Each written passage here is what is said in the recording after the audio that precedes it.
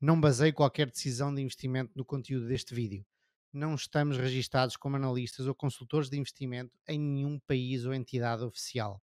A informação prestada neste vídeo é de caráter geral e informativo e não constitui aconselhamento financeiro. Nenhum dos participantes deste vídeo assume qualquer responsabilidade por erros e omissões, nem por danos financeiros sofridos pelos espectadores ou qualquer outra pessoa. Faça sempre o seu trabalho de análise e consulte profissionais devidamente credenciados pela CMVM. Bem-vindos ao 59º episódio do Ações e Companhia. Comigo, como sempre, estão os grandes Diogo Gonçalves e Gonçalo Garcia. Olá, pessoal. Como é que é? Olá, meu caro. Tudo bem? Altas. O que é que nós estávamos a falar em off? Que eu achei... O que estávamos a falar em off, Gonçalo? Assim que o Diogo entrou. Já não sei o que estávamos a falar. Não sei. Eu achei que ia querer dizer qualquer coisa logo aqui ao início. Lá está, outra vez. A minha bela cabeça. Bom, vamos aqui às coisas da semana. Olha, eu tenho uma coisa da semana, um acontecimento para mim relevante, que é eu fui convidado para o podcast do Microcap Planet com o Bobby Kraft, que é um podcast bastante conhecido nos Estados Unidos, especialmente entre investidores de microcaps. E ele entrevista gente, epá, aquilo é uma máquina, o Bobby é uma máquina de entrevista pessoal, já tem um monte de gente conhecida, portanto é bom para mim, eu gosto de estar junto daquelas pessoas, de todas as pessoas que já lá foram. Por outro lado, apercebi-me depois de gravar com ele que é muito mais interessante ter um tema para discorrer sobre num podcast destes do que falar sobre a vida de uma pessoa. E no meu caso, eu estive a apresentar a minha vida, quem sou e a minha história como investidor, mas é muito mais interessante quando alguém tem alguma coisa extra para algum tema, alguma coisa para apresentar. Portanto, foi uma aprendizagem nesse sentido de estruturar a coisa de uma forma diferente para a próxima que for convidado. Neste caso, eu autoconvidei-me para o podcast, tocar a conversa com o Bobby no Twitter e disse: olha, pá, não queres falar comigo? Pronto, e aí estou eu. Mas o que é certo é que depois eu comentei até porque o Bobby quer vir morar para Portugal um dia, quando se reformar. E eu dei-lhe várias dicas e disse-lhe quando é que era bom para vir para Portugal, etc. E pus-me à disposição de lhe mandar dicas ou de o receber cá quando ele vier. E já vieram ter comigo no Twitter outra pessoa que esteve a falar com ele e que vem daqui uma semana e pouco, vem a Lisboa e diz: opá, queres ir tomar um café, queres ir beber um copo? Portanto, é interessante. É isto, Microcap Planet, eu vou deixar o link aqui em baixo, diz Gonçalo. Estava-me a lembrar que estavas a dizer que era giro teres uma história para contar e que achaste que foi menos relevante teres falado só da tua história, mas tu fizeste aquele podcast com o Luís Jordão. Nesse eu consegui fazer isto, que foi interessante. Era isso que eu ia dizer, eu lembro-me essa eu ouvi. E a forma como fizeste a tua introdução e a ligares à criação de uma empresa, estava espetacular. Essa eu gostei bastante, a forma como uniste as duas coisas, lá está. Nesta vez, por acaso pensei em repetir, basicamente, só para um público diferente, e não consegui, não sei porquê, porque a conversa foi para o outro lado e simplesmente não deu. Ou talvez por estar mais, depois um gajo acha, nós já fizemos quantos episódios? 59 disto e mais uns quantos, e está à vontade, mas depois vais para um podcast em americano que sabes muito mais gente vai estar a ver e a coisa não é tão natural como estar a conversa com o Luís ou com vocês. Mas pronto, são aprendizagens, a vida vai nos ensinando e nós vamos melhorando. Mais coisas desta semana. Tenho uma notícia triste. O Charlie Munger foi despedido do Daily Journal por fraca performance nos últimos anos. Foi um tweet que eu vi de alguém a brincar com esta situação. Ele obviamente saiu pelo seu próprio pé, ele era chairman já desde os 70, se não estou em erro, dos anos 70, e alguém estava no Twitter a brincar por fraca performance especificamente em relação à Alibaba, que foi a grande última aposta dele como chairman da Daily Journal Company or Corporation. Ele tinha sido... É incrível como a narrativa parece plena, não é? Parece ser adequada, mas no entanto, claramente, provavelmente não foi despedido por causa do investimento na Alibaba. Eu até li que ele vai continuar à frente do portfólio, apesar Sim? de não estar como chairman. Mas não tenho a certeza. Aos 97, espetacular. E doou $1 milhão de dólares em ações para ser utilizado como employee share performance. Ok, Para- porque o stock-based para serem compensation a dar Sim. aos empregados? Ok, interessante. Mas assim já não aparece como custo da empresa. Sim, é custo Parece dele. custo Yeah. dele. Yeah. Interessante. Como é que isso se processa? Aquilo vai direto para a empresa, fica num... Como é que isso é? As technicalities disso. É faturação, de alguma maneira. É dinheiro que entra. Ah, Por acaso não sei, mas É como tem se que entrar. recomprassem ações a custo zero. bom, mais coisas da semana. Gravaram alguma esta semana? Não. De certeza, cada vez é alguma coisa.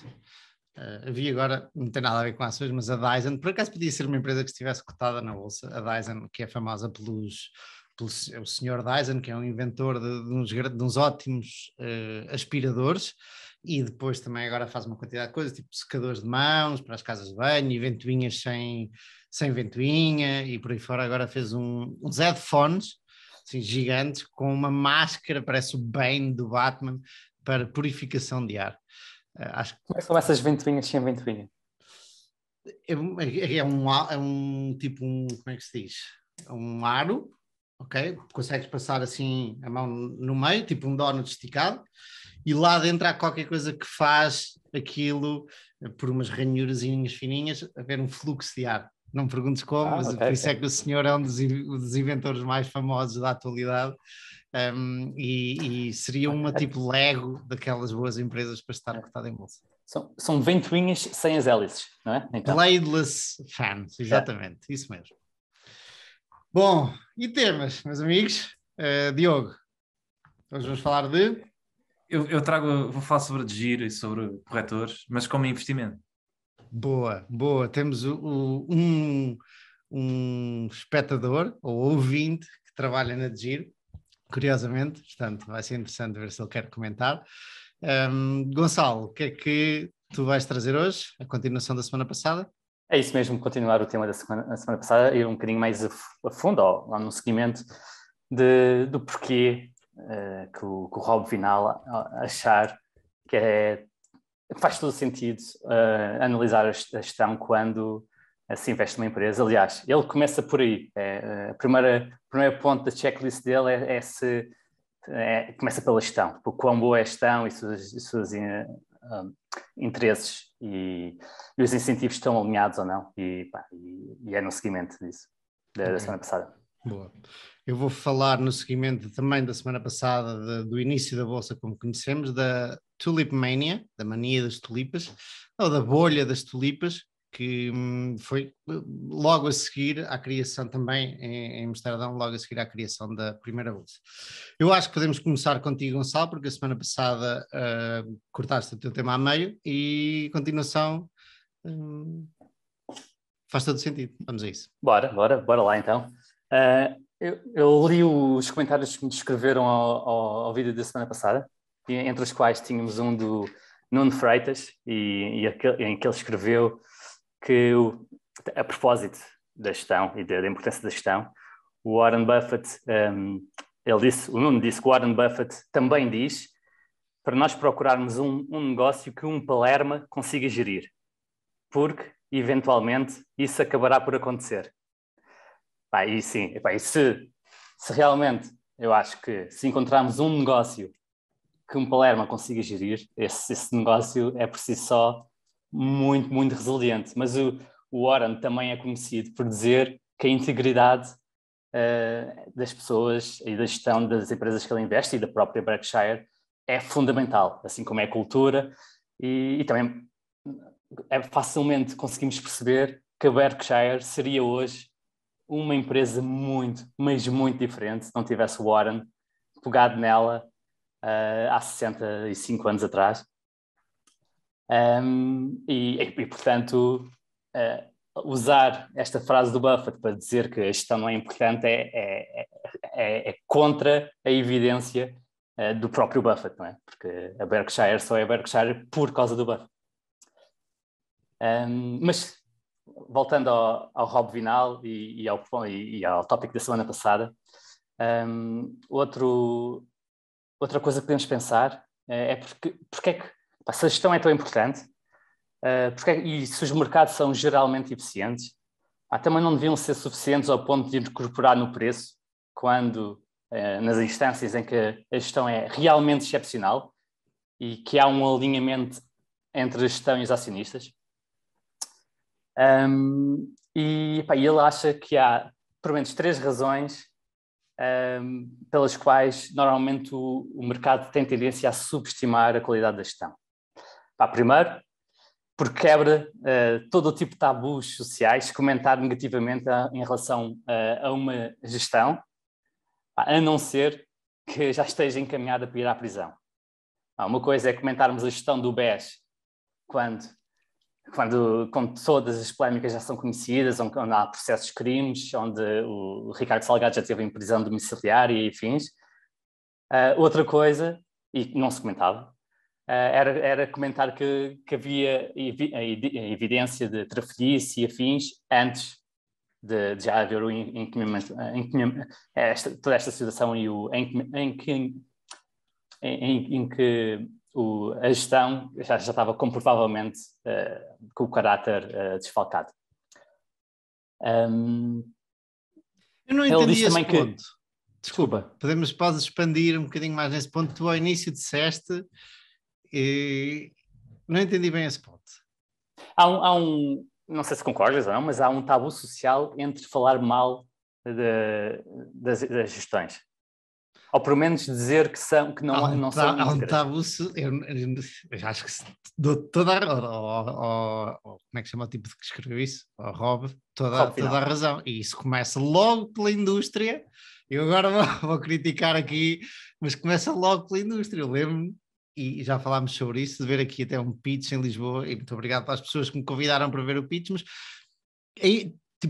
e só aí é que eu percebo, porque obviamente não vem da indústria financeira, e tu foste analista, dar um sell, uma nota de research com um sell de uma empresa, é preciso alguma coisa estar muito mal, ou depois tu como analista não vais ter acesso àquele management, não vais conseguir conversar com eles, não vais ter uma quantidade de coisas, não vais conseguir fazer o teu trabalho, provavelmente, simplesmente porque falaste mal daquela empresa, ou apresentaste os factos como eles devem ser apresentados. Portanto, a começar pela indústria, há uma quantidade de, falta-me a palavra, mas de más práticas habituais.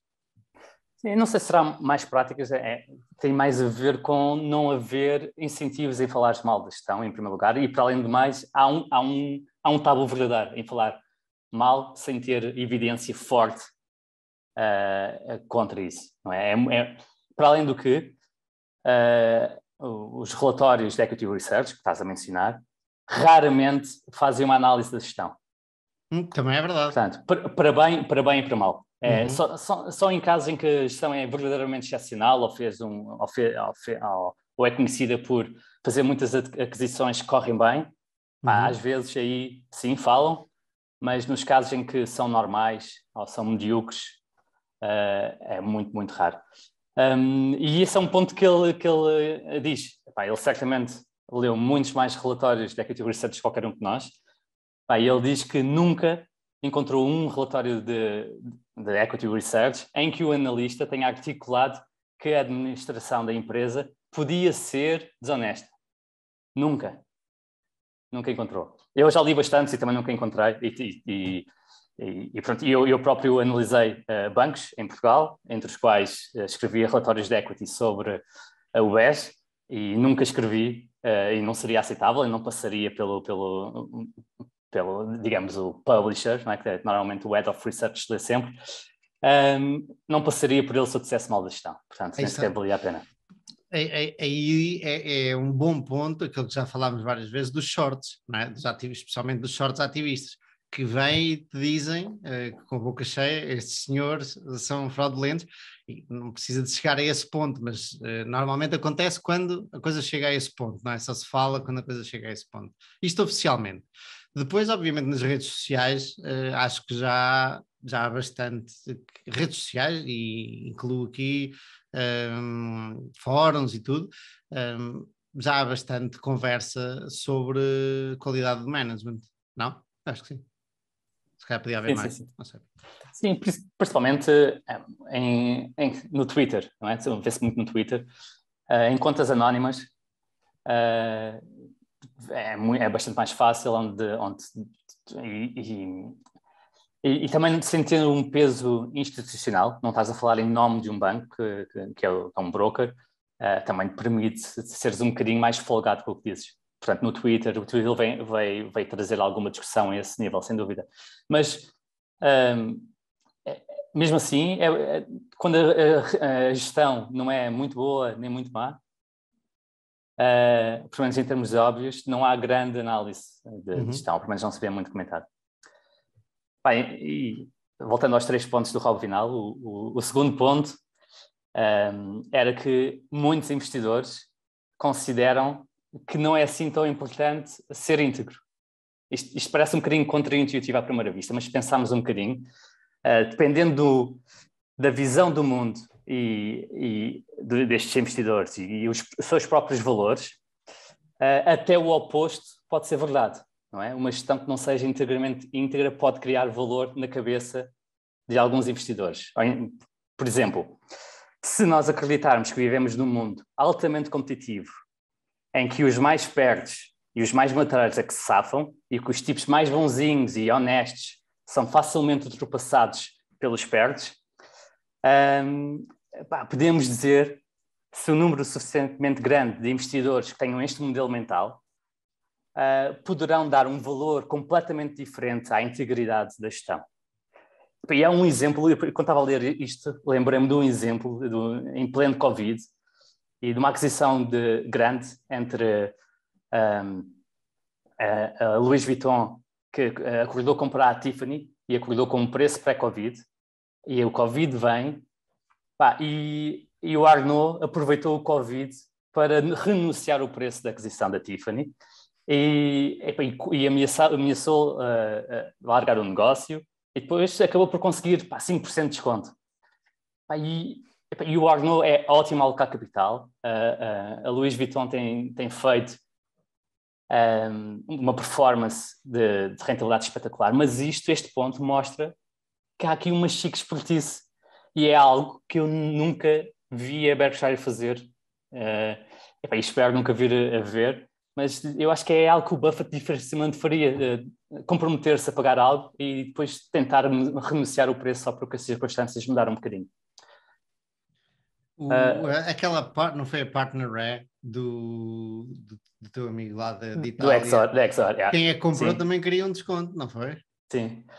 Não, exatamente. Outro exemplo que aconteceu, e esse diz-me mais enquanto acionista da Exor, é que a Exor acordou vender a partneria à Covéa por acho que 8 bis de dólares, e depois o Covid meteu-se e a Covéa desistiu. Pronto, aí só tinha um memorando de entendimento, ainda não havia um acordo definitivo de aquisição, mas de qualquer das formas mostra um bocadinho alguma volta atrás com a palavra. E curiosamente o Covid passou, não foi tão mal como se esperava, e acabaram por comprar agora um preço um bocadinho mais elevado do que o preço que tinham inicialmente proposto, e agora sim há um acordo definitivo de venda da partneria à Covéa por um valor um bocadinho acima, 7% acima do valor anterior. E entretanto a partneria pagou alguns dividendos. Eu entendo. Curiosamente também a Exor nessa altura tinha acordado comprar, ao fazer um aumento de capital numa empresa chamada Via, e também tinha acordado comprar a La Stampa, e o Alcan não aproveitou o Covid para voltar atrás na sua palavra dos termos que tinha oferecido, portanto seguiu à frente com o que os acordos tinham feito, isto apesar do Covid, e isto apesar de não ter conseguido vender algo tão grande como a partneria, que era 1/3 do património total que ele está a gerir. Eu acho que eu gostava de ser como, neste caso, o exemplo que deste, o Buffett, de pensar que eu dei a minha palavra, que comprava e tal, e vou comprar ao mesmo preço e tudo. Mas eu consigo entender perfeitamente alguém que está a comprar um negócio, de repente aparece uma pandemia, tu ainda não tens nada assinado, e dizer, espera aí, se calhar já não vou comprar o carro, porque se calhar fico sem emprego e depois já não vou poder pagar o carro. Seja o carro, seja outra coisa qualquer. Nos dois casos, tinhas, no caso da Louis Vuitton e no caso da Covéia tinhas assinado. No caso da Louis Vuitton era mais grave, porque havia mesmo um acordo definitivo de aquisição. A Covéia havia só um memorando de entendimento e era non-binding, não tinha valor legal, era só um compromisso que queriam para a frente. Mas, de qualquer das formas, tens aqui um bocadinho da tua integridade e o que tu disseste que quis fazer em jogo. Pronto, no caso da Tiffany não há hipótese, não é? Se eu tinha um contrato, tinha um contrato. Num memorando de entendimento, tu estás a entender uma coisa com alguém de acordo com as condições de mercado e de realidade em que vives. E não estás a pensar que vai aparecer uma pandemia que vai virar o mundo todo ao contrário. Portanto, apesar de eu achar que sou uma pessoa de palavra, eu acho que nessas situações, é um black swan que não há muitos assim, não é? E se há alguma coisa que justifique voltares com a tua palavra atrás, será uma coisa destas, digo eu. Mas pronto, é nestes casos que a palavra é realmente importante. Não é quando o mundo corre da forma que tu achas que vai correr. É isto que define se tu tens palavra ou não.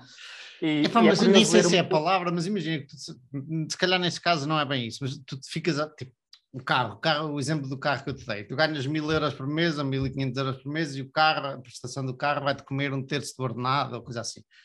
E de repente tu vês que o teu ordenado não está seguro, o teu local de trabalho não está seguro. Por mais palavra e honrado que tu sejas, se calhar começas a pensar, mas eu vou me lixar completamente se seguir com a minha palavra avante, não é?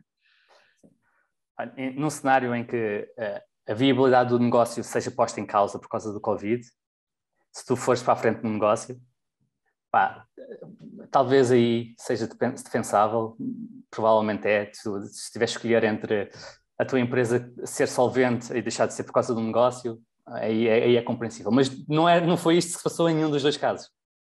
Qualquer dos dois casos podia ir para a frente, não era uma aquisição significativa para a Louis Vuitton e não era uma aquisição significativa para a Covéia. Foi só acharem que o preço deixou de fazer sentido por causa de circunstâncias económicas.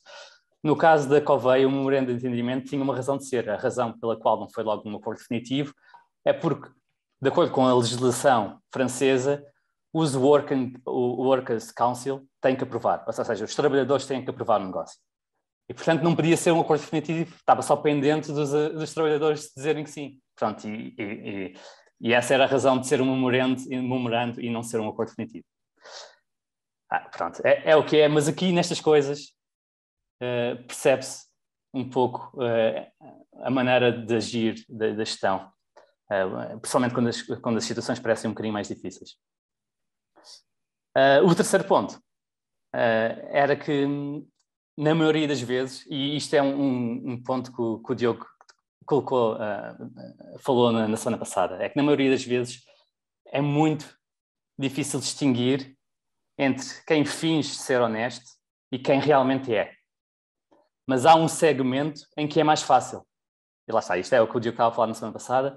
Se escolhermos um universo de empresas com cuidado, ou seja, em que a gestão já lá está há largos anos da empresa, com mandatos longos, idealmente com skin in the game, em seguida podemos estudar o seu histórico, podemos prestar atenções em períodos em que há dificuldades económicas e aí podemos ver como é que se comportaram em termos com os seus funcionários, clientes, fornecedores, concorrentes e também se mantiveram a sua palavra ou não nestas alturas de maior stress económico.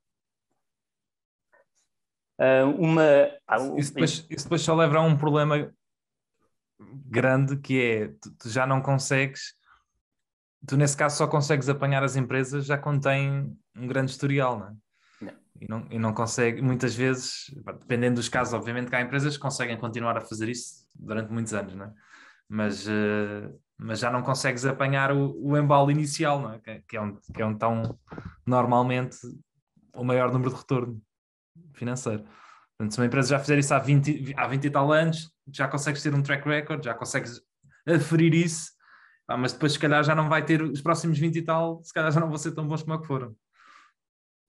Certo, mas aqui o ponto dele é que não tens esses retornos tão grandes, mas também não apanhas aquelas gestões que não pareciam que também evitas muitos falsos positivos.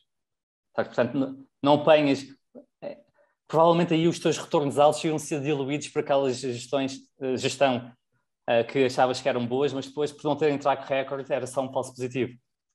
Portanto, não sei bem se será bem assim,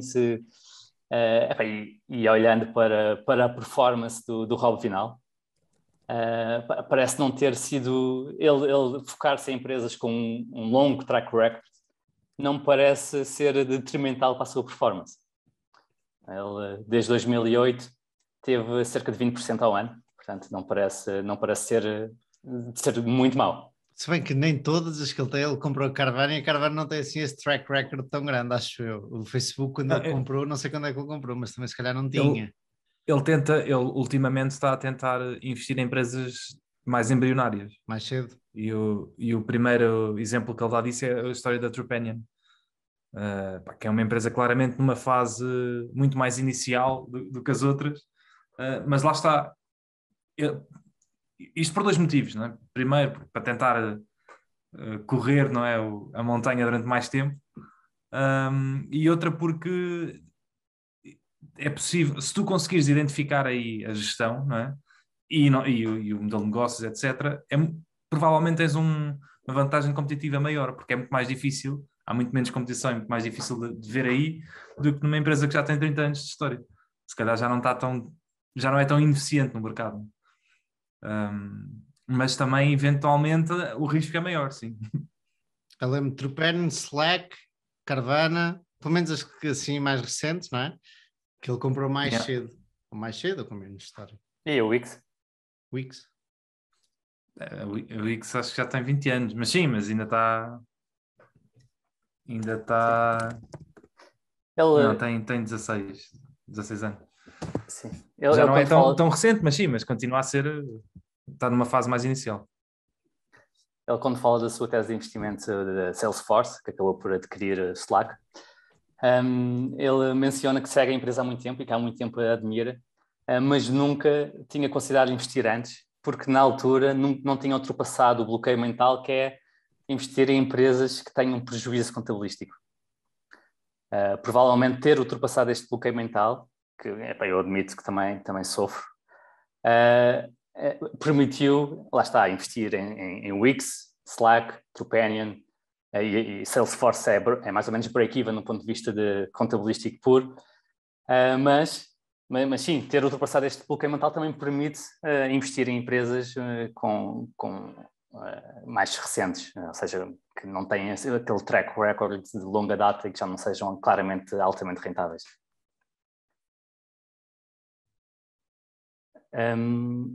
E lá está, ele diz que, curiosamente, depois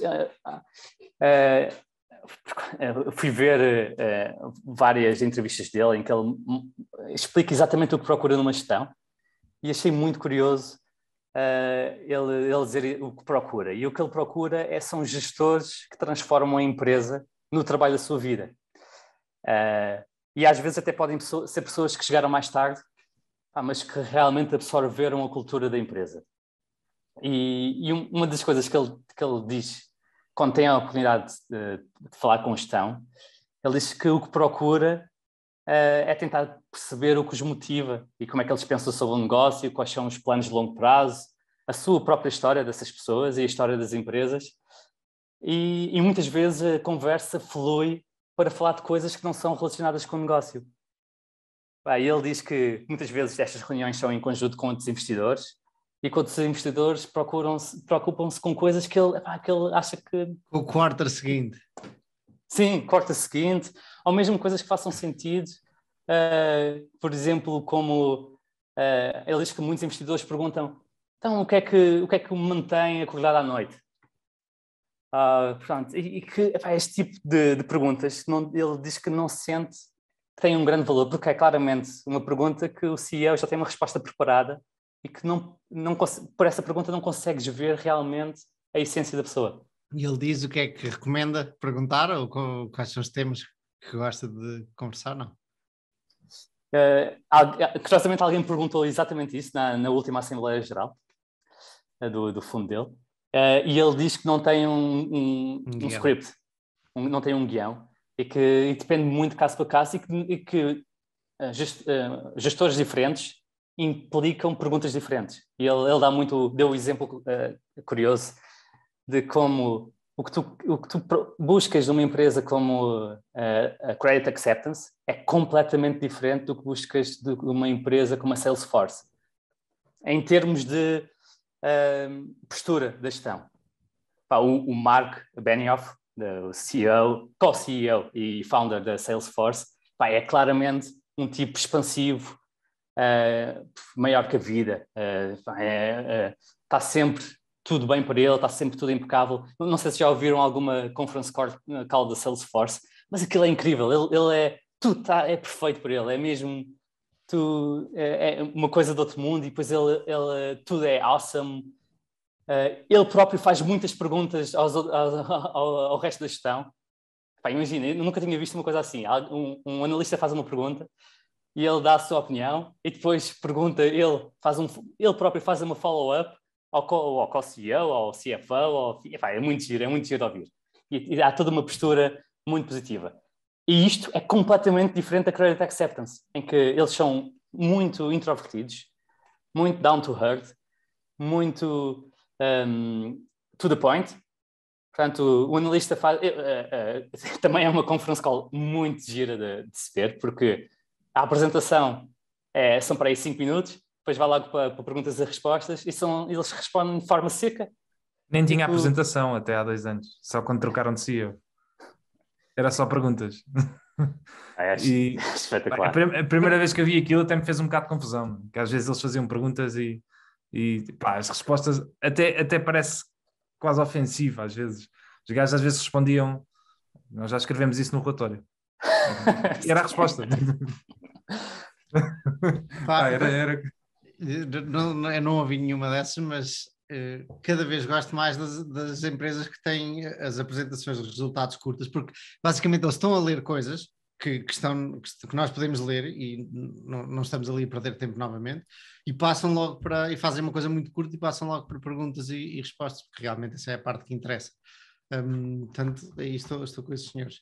E outra, essa aí também que comentas, Diogo, há vários, gajos ver vários managers a dizer isso, uns mais simpáticos do que outros, a dizer, opá, eles quase que dizem, estás outra vez a perguntar-me isto que eu já falei, está escrito e tudo.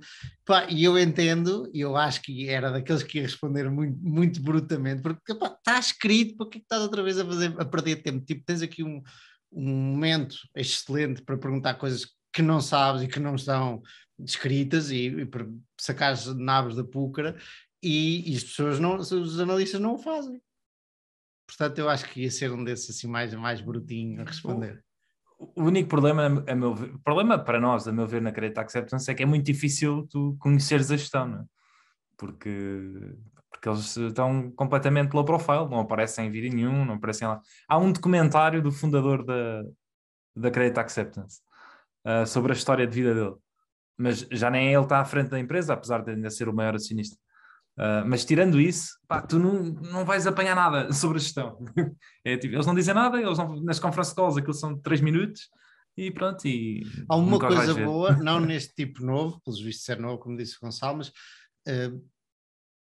que é o track record dos números, não é? Das contas da Credit Acceptance ao fim de décadas, provavelmente, já te dá o descanso que tu ias procurar em fazer perguntas e em conhecer melhor o gestor.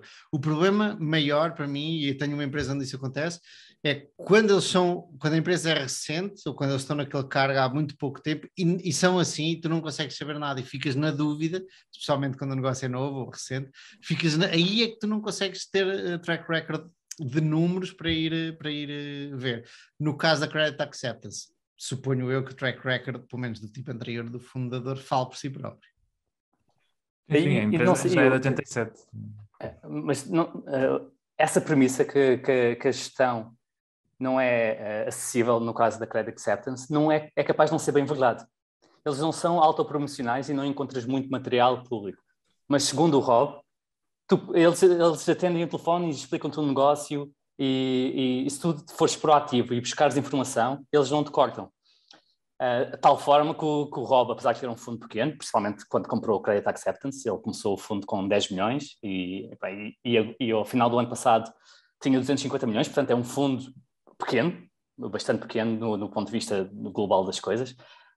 Ele teve acesso à gestão e foi visitá-los e foi ver mesmo os escritórios. Portanto, em termos de abertura, para quem está interessado, há essa abertura. Não há uma autopromoção, portanto, não há roadshows, não há investor days. Portanto, não é que a gestão da Credit Acceptance não seja difícil seja difícil de sacarmos alguma informação dela. Não é autopromocional. Portanto, exige algum trabalho do lado do acionista. Portanto, é uma questão de tentar ligar para lá para nos explicarem um negócio, que eu até gostaria. Olha, agora lembras-me de uma coisa, há bocado estávamos a falar sobre a Altri ao telefone e amanhã vou falar com a relação dos investidores, com o Rui, acho eu. Portanto, se tiveres dúvidas, manda vir e vê se lhe pergunto. Também se pareceu-me simpático, responda ao meu e-mail. Lá está, também para entender o negócio. Há coisas que realmente, e a Altri é um exemplo, a história da geração de energia e do que é pasta e como é que se ligam uma à outra, que não estão, há quem defenda que está tudo nos relatórios, mas não estão, tipo, para mim pelo menos não está claro como é que vai ficar, como é que é com a geração de energia e como é que vai ser depois do spin-off e isso tudo. Portanto, muitas vezes é muito bom conversar com as empresas. Eu não sabia dessa da Credit Acceptance, ou seja, muitas vezes o que parece não é. É isso que diz da Credit Acceptance? Tu dizeres que a empresa é altamente... que é difícil conseguir a informação da empresa, não é inteiramente verdade quando, pelo menos na opinião do Rob, eles mostraram grande abertura para ele conhecer a empresa, para ir lá visitá-los, para falar com a gestão e afins, apesar de ser um fundo pequeno. Por outro lado, essa percepção pode existir por eles serem realmente pouco promocionais e serem introvertidos e nas calças só fazerem por fazer. Eu percebo o que é que estás a dizer, não é? Mas ir lá e visitar a gestão e estar lá uns tempos, não sei o quê, não é fazível para mim, não é? Não é isso, mas é isso que falo de telefonar. Sim.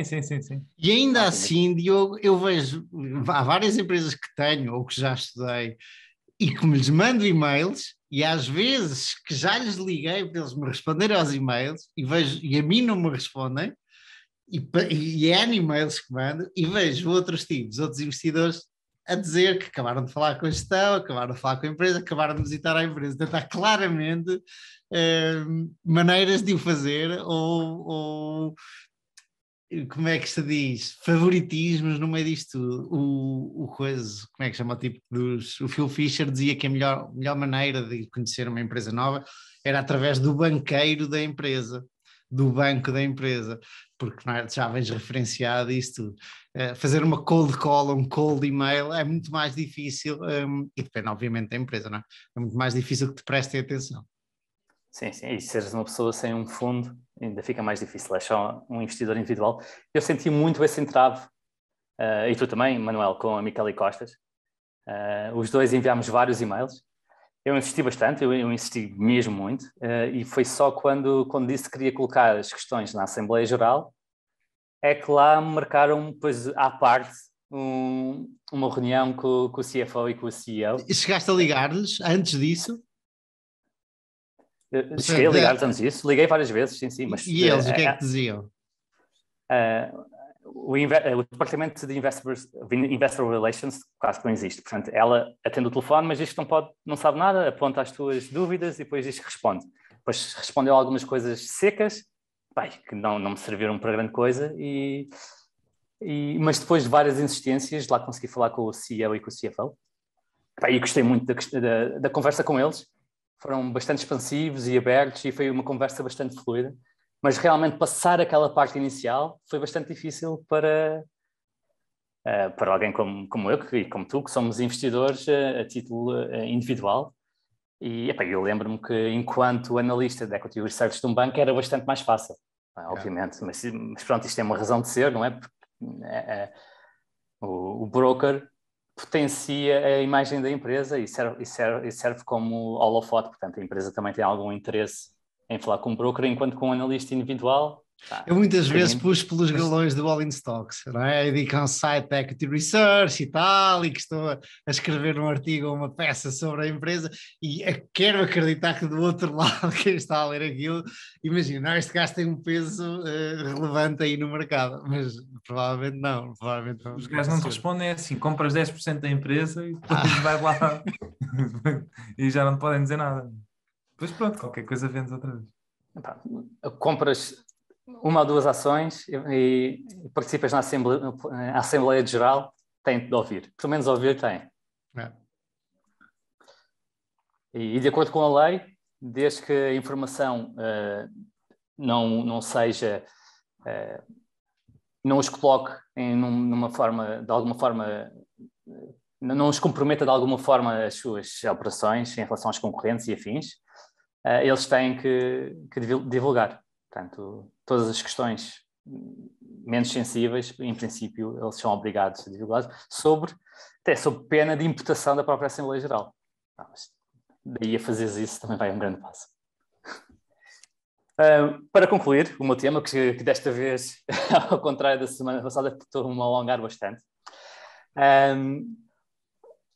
o Raul Vinal depois diz que a coisa mais importante que procura nestas interações com o management, e eu achei isto muito curioso, porque não ser algo que eu procurasse necessariamente, a coisa mais importante que ele procura é: será que eu gosto deles? Ele busca responder esta questão: será que eu gosto deles? E eu aqui sempre achei e está comprovado, que nós temos normalmente o enviesamento e a tendência de gostar de pessoas que são semelhantes a nós. Portanto, temos de ter muita atenção a este enviesamento. Mas o que o Rob defende é que o gostar de alguém contém muita informação inconsciente. E a principal é se os valores destas pessoas estão alinhados com os nossos, ao nível inconsciente. E se tu acreditas piamente que és uma pessoa com bons valores e íntegra e afins, e tu reveres esses valores na outra pessoa e te fazer gostar dela genuinamente, isto realmente acaba por ser a ter o seu valor, apesar de conter alguns bias, mas acabam por ser uns enviesamentos positivos. Pelo menos no ponto de vista do Rob, certamente são. E eu achei isto curioso, como ele está consciente dos seus enviesamentos, mas vira-os e potencia-os. Nesse caso de analisar pessoas, a minha namorada às vezes contrata pessoas e faz entrevistas, e eu digo-lhe sempre, porque obviamente muita gente já passou por isto, e obviamente a malta do RH e por esse mundo fora já ter montes de processos que te permitem perceber que tipo de pessoa tens à frente, em que tipo de situação, e eu acredito que existam muitas experiências que se possam fazer sem se dizer que é uma experiência. Por exemplo, uma daquelas coisas típicas é como é que a pessoa que acabaste de entrevistar tratou, por exemplo, o secretário ou a secretária que está à entrada da empresa. Se trata toda a gente por igual, ou se trata mal as outras pessoas e a ti te trata bem porque tens um cargo superior e por aí fora.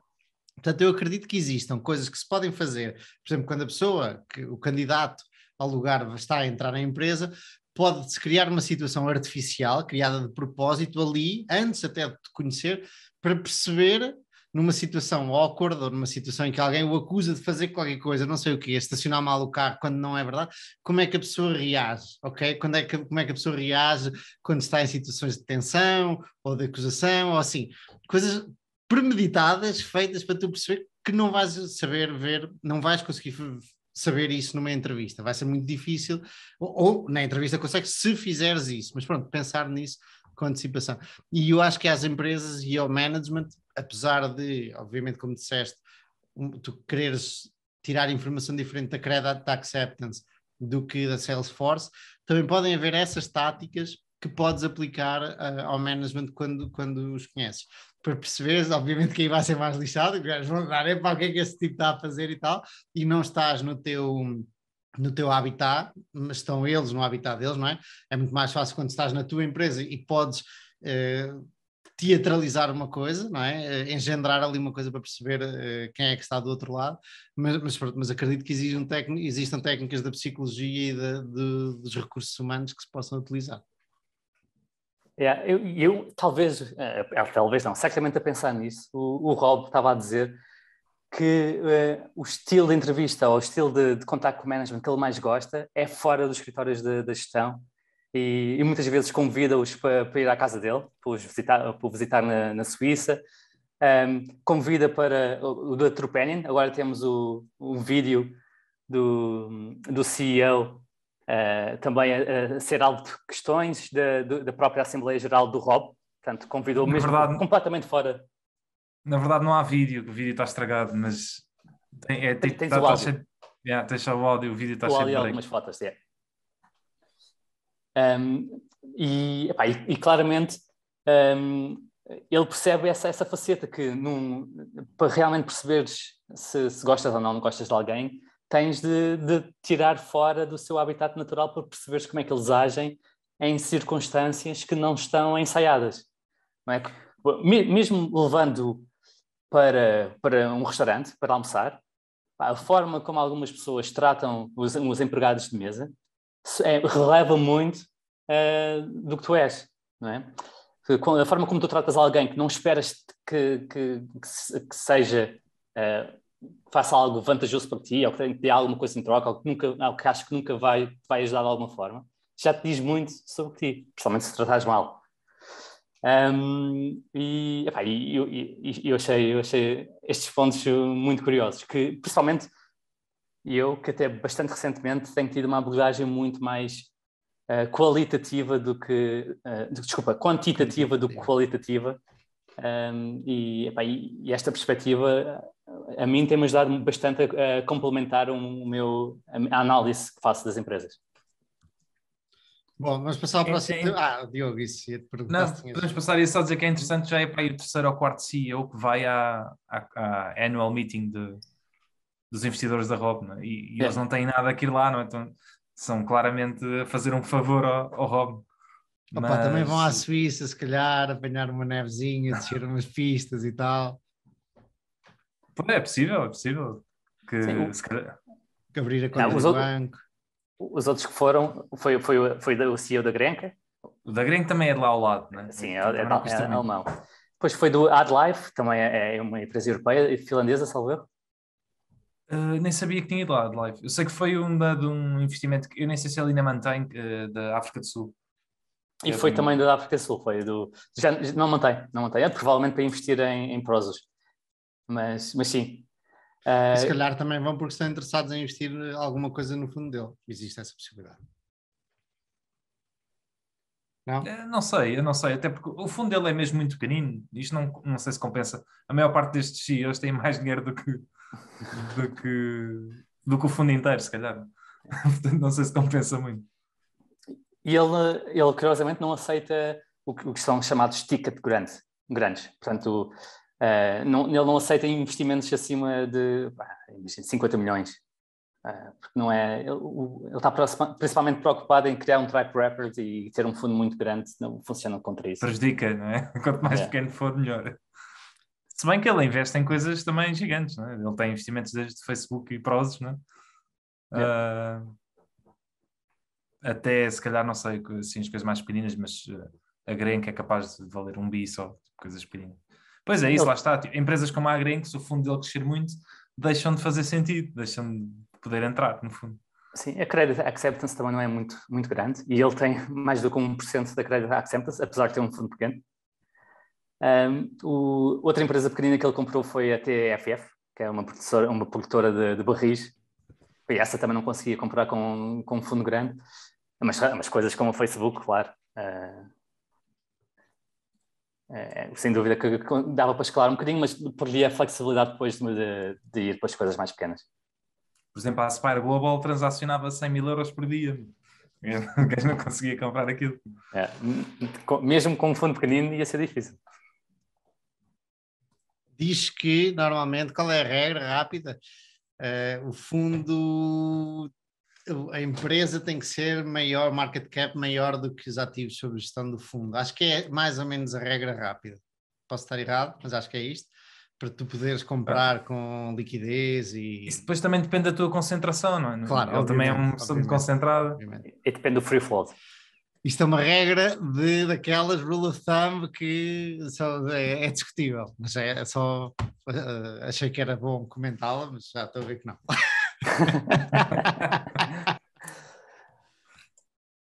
Estamos? Olha, Passamos... próximo tema. Próximo tema, vou eu e depois vamos ao teu, Diogo.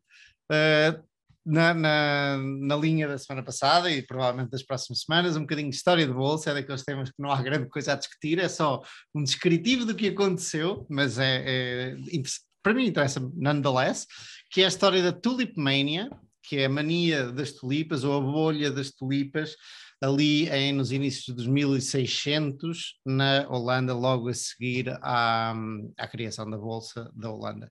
Hoje é lembrada como uma grande bolha, foi basicamente um frenesim especulativo à volta dos bulbos das tulipas, e os bulbos das tulipas é esta coisa que está aqui atrás de mim, esta imagem, para quem está a ver no YouTube, basicamente são iguais às cebolas, ou muito parecido com as cebolas, e eu já vos explico porque é que estou a comentar isto. E nesta altura, por volta dos 1500, a meio dos 1500, foram introduzidas na Europa as tulipas vindas da Turquia e obviamente como uma coisa nova que eram, foram muito desejadas.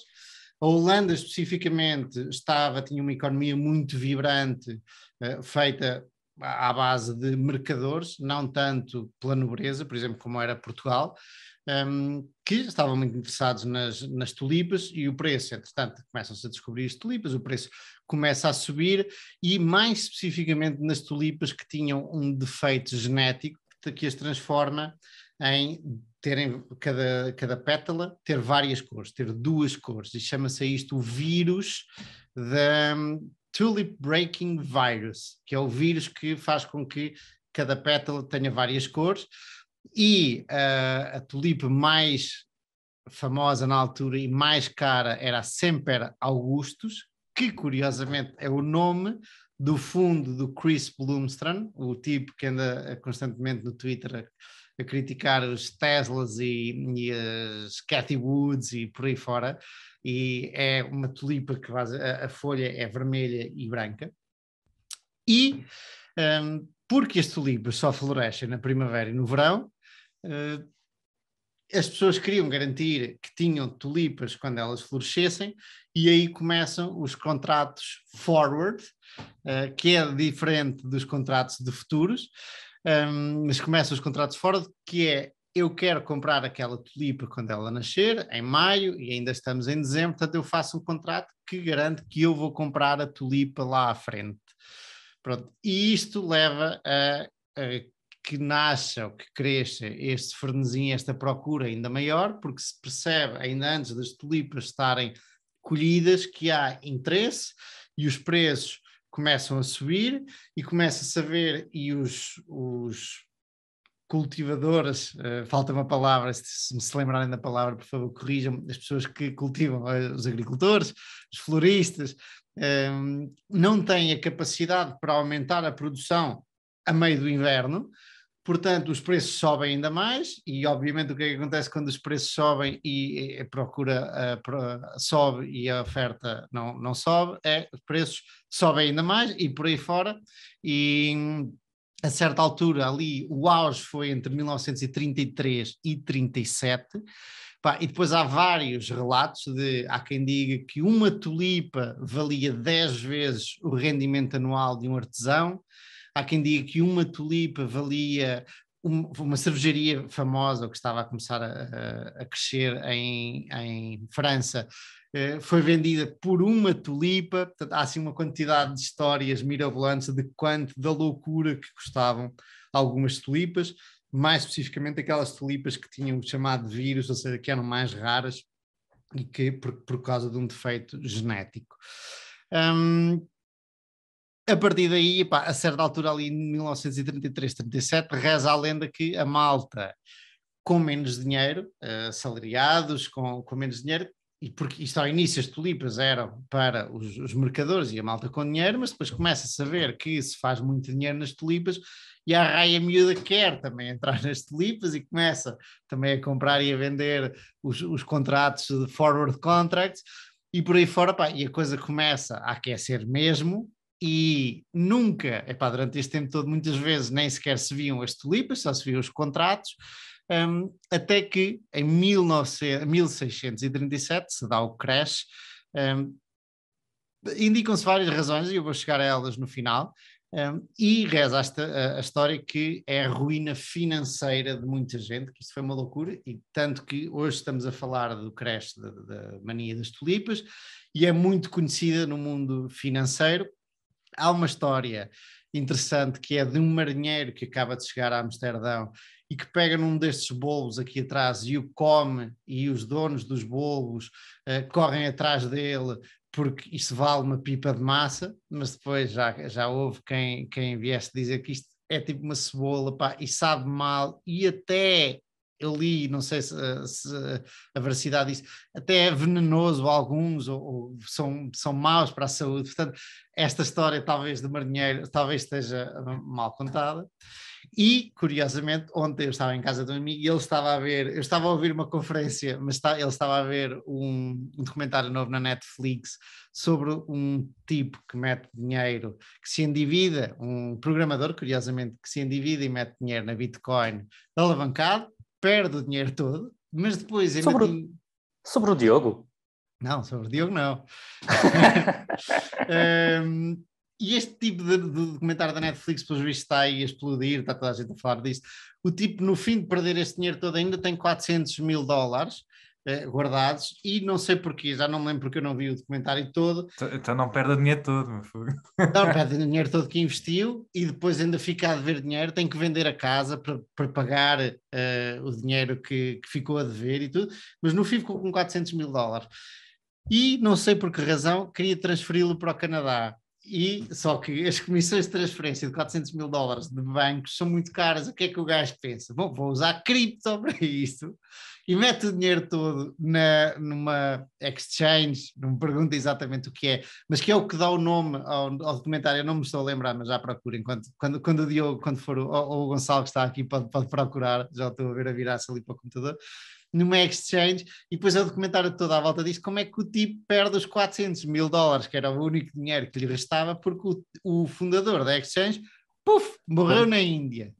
Quadriga, exatamente. Pronto. E o tipo da exchange de repente morreu na Índia, mas ninguém nunca o viu, morto.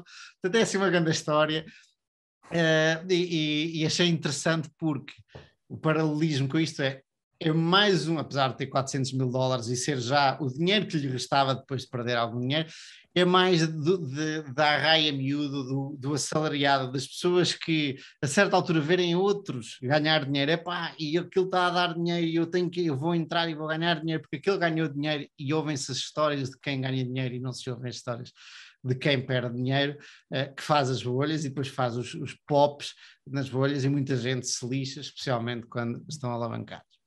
Isto é a história que nós conhecemos hoje em dia, que toda a gente conhece no mundo financeiro, é muito conhecida no mundo financeiro, mas o interessante não é isto, o interessante é que isto não é verdade, ok?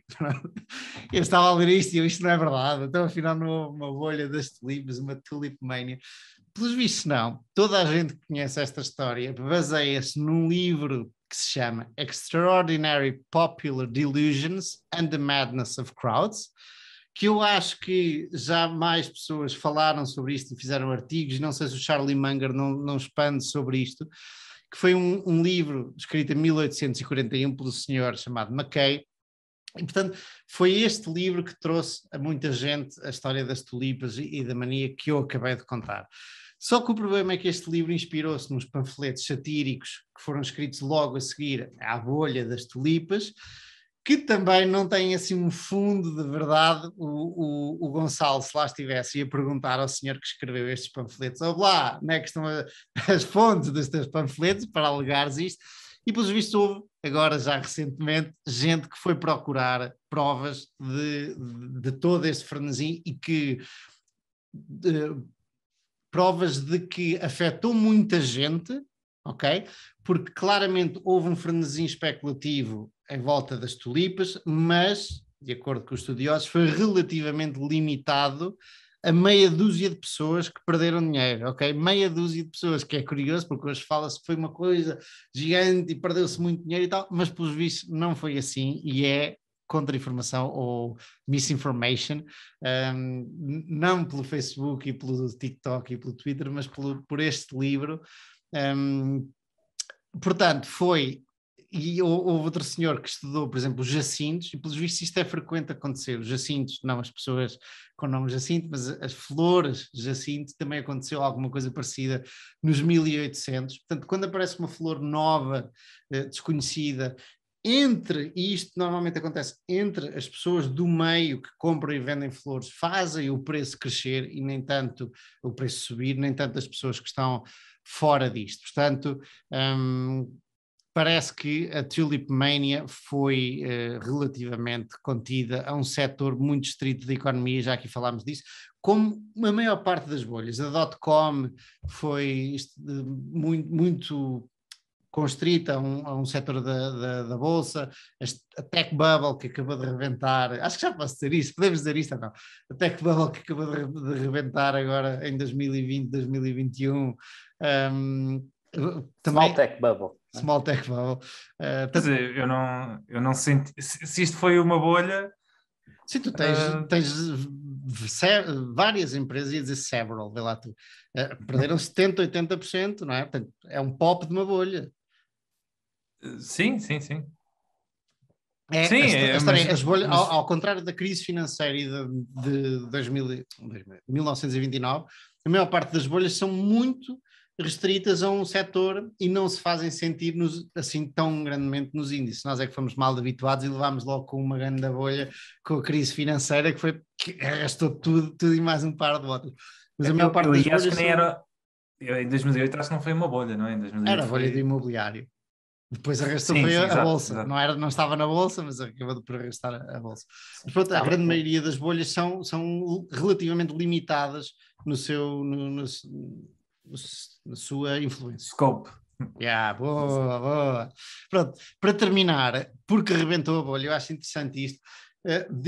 Há várias teorias, uma delas é que em 1967 a peste bubónica fez com que não aparecessem compradores, onde normalmente não se trocavam estes futuros, estes contratos na Bolsa de Amsterdão, mas era numas tabernas específicas, e a peste bubónica fez com que não aparecessem compradores. Outra teoria que eu achei mais interessante é que houve uma mudança de lei, e é espetacular como é que os holandeses estavam tão avançados na alta finança, ou nas finanças.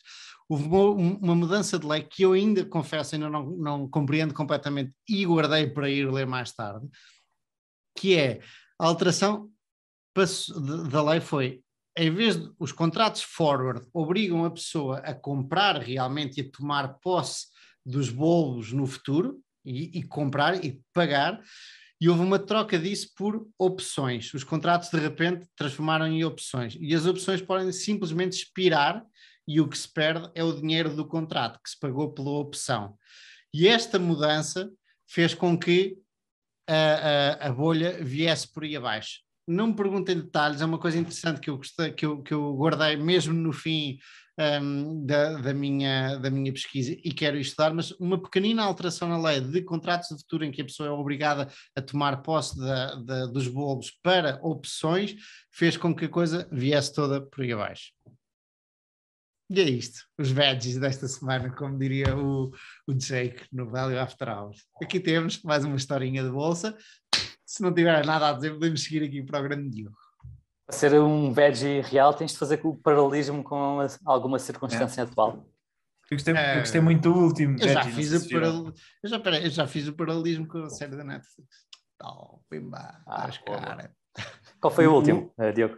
Foi sobre o infinito, mano. Pá, eu como matemático de formação quase, gostei muito de começar lá a falar de somas e multiplicações e divisões sobre o infinito, e sobre a maneira antiga de se ver aquilo. que as pessoas viam aquilo como um número, não é? Porque efetivamente é, porque quando se diz infinito, o que estás a dizer é um número demasiado grande que continua por aí até não poderes mais. Mas que efetivamente, matematicamente, depois aquilo não funcionava. Mas pronto, eu não vou spoiler, vão ver, que vale a pena. Gostei muito, por acaso. Pelo menos para quem gosta também de matemática, que eu não é muito... Já agora deixa-me só comentar esta história desta mudança dos contratos, legal dos contratos, não são contratos futuros, mas vamos chamar contratos futuros para opções, fez com que, basicamente, como é que isto faz com que a bolha acabe? As pessoas que compraram os futuros podem simplesmente passam a poder deixar expirar o que é agora uma opção, sem pagar muito por isso, e sem pagar as centenas de euros que custava uma tulipa. Portanto, pararam de se interessar ou não havia necessidade de pagarem tudo isso. Quem se lixou foi quem já tinha vendido produção e de repente não há o comprador, e quem tinha perdido dinheiro ali entretanto. Bom, e é isto. Grande Diogo, vamos ao teu tema? Qual é o teu tema? Já disseste? Vamos. Grande Giro. Traga de Giro, porque tenho andado a estudá-la. É uma das empresas que faz muito lembrar, em certo aspecto, a Aspire Global. Pelo menos a maneira como na minha cabeça eu quis saber mais sobre as empresas. E sou cliente da Giro desde 2016, que é pouco depois dela, na verdade, surgir em Portugal, não é? E sair da Holanda e para os outros países. E na verdade sempre fui um cliente contente e, portanto, nunca tive muito... Por acaso, eu pessoalmente nunca tive nenhum problema, mas já conheço histórias de pessoas que tiveram assim alguns atritos, não é? Aliás, acho que tu também já tiveste não tiveste? Não. Vários. Mas eu gosto de Giro, mas há sempre uma chatice a história dos relatórios e dos impostos e tudo, mas mas imagina, eu acho que isso também é normal, e aliás eu trabalho com outras corretoras tipo a Interactive Brokers para mim dá muito mais chatice a Interactive Brokers, apesar de ter muito mais funcionalidades do que a de Giro. E pronto, basicamente a de Giro era uma empresa privada e até o 2019 foi feita uma oferta de aquisição por parte de outro corretor alemão, que é a Flatech, que antigamente era a Fintech Group Bank. E desde então a tal Flatech estava em bolsa, não é? E desde então, com a aquisição da Giro, pertencente ao grupo, passou também a estar em bolsa. E uma das coisas que eu até comentei aqui com vocês aí há uns tempos foi que perdi um bocado a subida, não é? Porque aquilo depois da aquisição ser feita e depois também com a pandemia e com o crescimento brutal de novos clientes, não é? Da corretagem e das meme stocks, como a GameStop, etc. Estas foram das empresas mais, ou pelo menos foram bastante beneficiadas, e a ação deles subiu para aí 200% desde 2020. E eu na altura na brincadeira até disse que perdi um bocado o barco e era uma daquelas empresas que eu iria perceber, não é? Porque lá está, que é um negócio que eu percebo bem, sou cliente e gosto da aplicação, e acho que foi uma estupidez não ter olhado para ela. E portanto tenho andado a olhar para ela e acho que vale a pena. Estás em mute? Não. Desculpa, também desceu quase 40%. Sim, agora aqui um bocadinho. Assim, mas se olhares para 2020 continua a subir 100 e tal por cento. Comecei a olhar para ela e para já é contra um bias, não é? Aliás, eu sofri 2 bias aqui, que é primeiro não olhei e depois quando aquilo subiu muito fiquei logo assim, agora já falhei o barco, não é? E quando comecei a estudá-la, na verdade eu acho que ela está muito barata. Pelo menos em comparação com a maior parte dos brokers que existem. Mas basicamente a história disto, não é? A empresa inicial era a Flatech, que é basicamente um corretor que funcionava e funciona Holanda, Alemanha e Áustria, e com a compra da Giro eles consideram-se, o marketing que passam agora é que são o corretor pan-europeu, né? Estão em 18 países na Europa Então, em praticamente todos os países na Europa. E têm tido crescimentos espetaculares. Eles estão, principalmente porque há pouca competição, na minha opinião.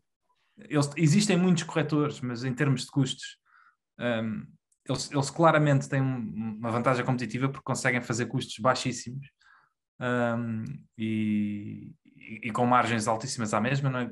Para comparar em Portugal, qualquer corretor, a não ser Interactive Brokers, lá está, qualquer corretor de bancos em Portugal que eu uso, nem que seja a Caixa como eu estou, ou o Best, ou o Carregosa, ou etc., pago sempre 90 vezes não, mas 7 a 8 vezes mais de comissões do que pago a Giro. E acho que eles estão claramente num ponto de mercado em que têm imenso para crescer, têm pouca competição, e são um negócio altamente lucrativo porque aquilo é uma espécie de SaaS, é um business. O que eles têm é puramente uma plataforma em que aquilo, na verdade, até tem margens melhor que SaaS. Eles têm que pagar a X números de funcionários para gerir software, tem obviamente também mais funcionários ligados também a finanças, mas basicamente a partir daí eles não têm custos extra, aquilo é altamente escalável, tem zero custos, tem margens de 90 e tal %. Aliás, a maior parte dos corretores online, tipo Interactive Brokers, o Charles Schwab, e depois na Europa há alguns concorrentes, mas que cobram taxas altíssimas. Na Suíça está o Swissquote, em Itália há a Fineco.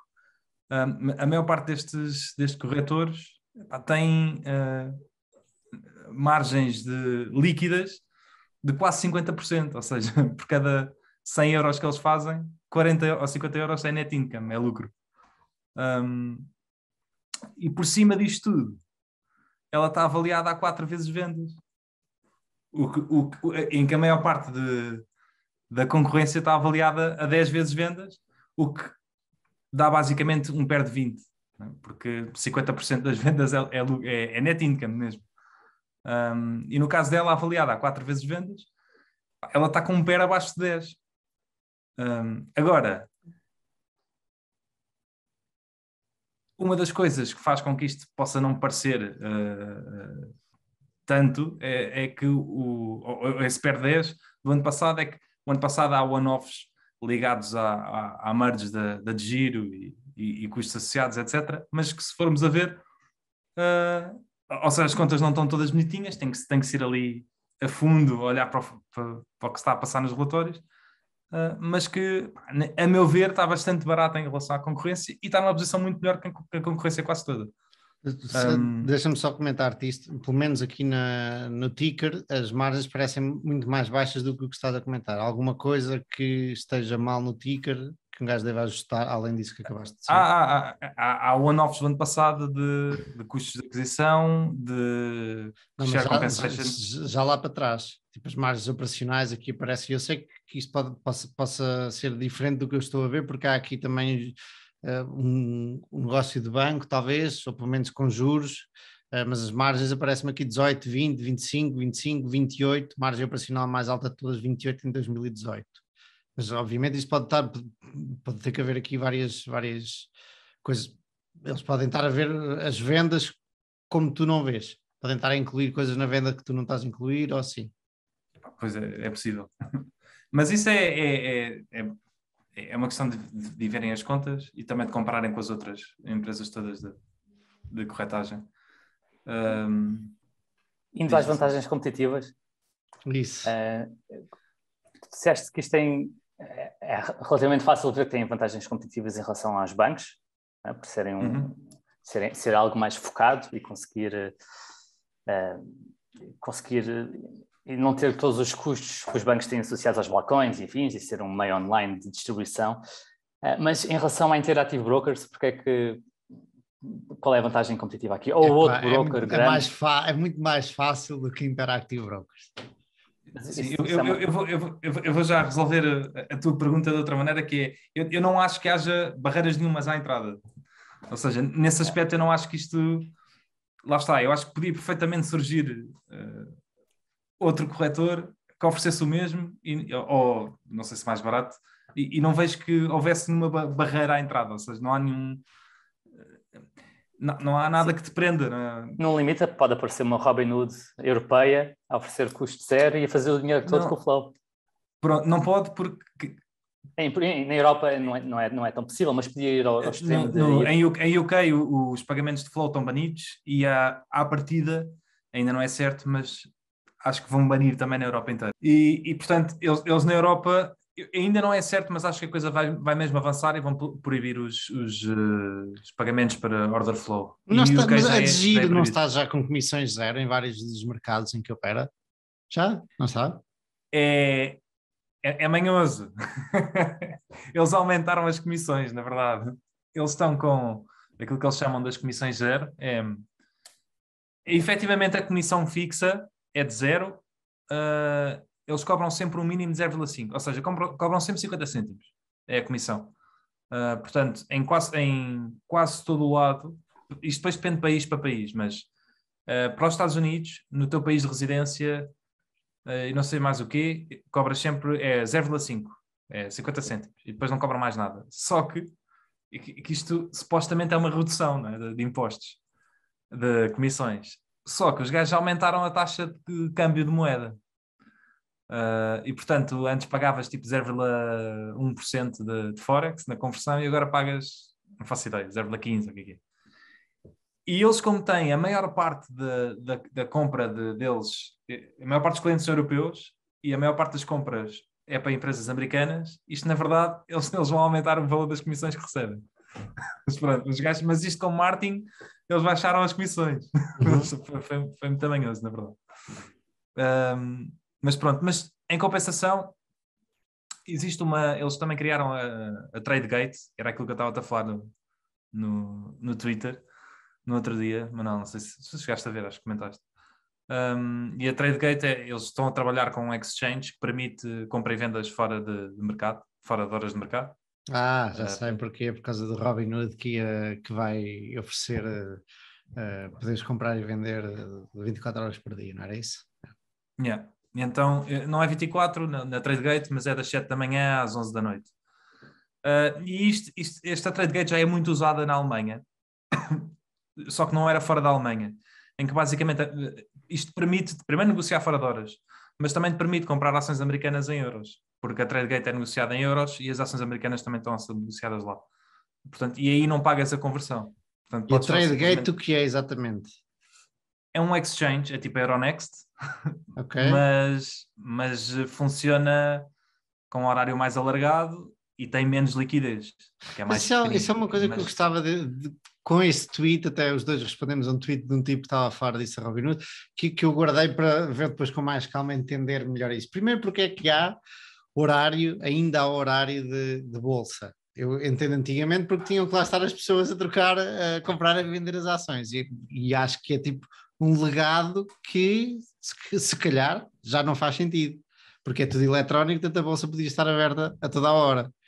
Claramente para os brokers não faz sentido.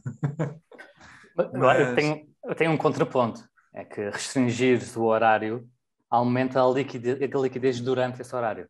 Portanto, e se tu fores ver, os períodos com maiores liquidez até são o preço de abertura e o preço de fecho. E há muitos fundos que só fazem transações nestes dois momentos, porque senão mexem muito o preço ou expõem demasiado o que querem comprar. Portanto, não tendo aqui esta parte para fazer leilões, e lá na Bolsa Europeia, o último preço do dia é mesmo um leilão. A Bolsa fecha às 4h30 e o preço das 4h35 é o preço de leilão e é o mais representativo do dia e é o preço a que há mais volume. Portanto, esse leilão é muito importante quando queres colocar uma ordem grande. Quando tu dizes leilão por comparação do que acontece antes da Bolsa fechar, qual é a diferença? Antes da Bolsa fechar tens um order book e portanto tu vês, se tu quiseres dar uma ordem compra o melhor, vais comprar a alguém que esteja lá a vender. Quando eu digo leilão é durante 5 minutos juntas todas juntas todo o order book e é tudo num preço. Ok. E defines um preço que maximize o número de ordens, a quantidade de ordens que seja executada. Portanto, e nessa altura há muitas ordens ao melhor, muitas muitas vendas ao melhor e pronto, e atinge um fundo de equilíbrio. E para ações extremamente líquidas, coisas como a Estoril Sol, a Toyota Caetano e afins, só há leilões. Ou seja, há 2 leilões por dia, porque não faz sentido haver contínuo, portanto ninguém ia comprar. Portanto, convém dizeres, ok, neste momento vamos vender a empresa para quem esteja interessado em comprar e vender tenha onde se focar, porque senão não sabem quando comprar. Eu acredito que o futuro seja 24 horas. Não mas digo isso, para essas, mas no mundo todo... É isso, eu estou a perceber o teu argumento, Marcelo, mas tu podes simplesmente pôr a ordem e depois logo se vê, não é? E as ordens deveriam poder ser postas a qualquer hora. Sim, e se houver uma pessoa do outro lado... Sim, mas o problema disso é que se tiveres um tamanho suficientemente grande, não podes só colocar a ordem, porque estás a mostrar muito a tua mão. Estás a mostrar muito a tua mão, espera aí, ao fim do dia não mostras a tua mão? Não, porque é um leilão e há muito mais volume e podes despachar logo a posição. Ok. Mas isso porque é que uma exchange pode querer beneficiar um fundo que está para aí a investir mais? Tipo, o fundo vai ter que investir aqueles 100 milhões, vamos dizer.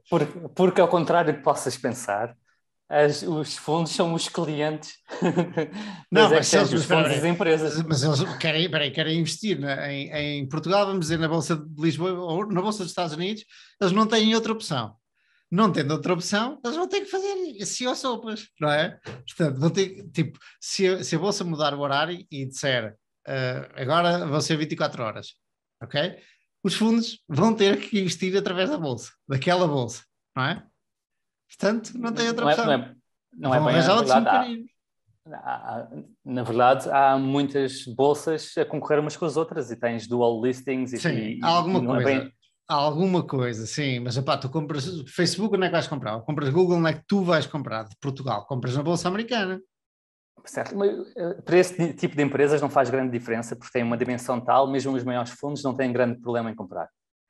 Mas para muitas outras empresas faz muita diferença a forma como tu compras e é salvaguardar esse processo que existem os leilões e os preços fechos e afins e provavelmente ter uma bolsa de 24 horas e tirar um bocadinho da liquidez que tens em cada hora.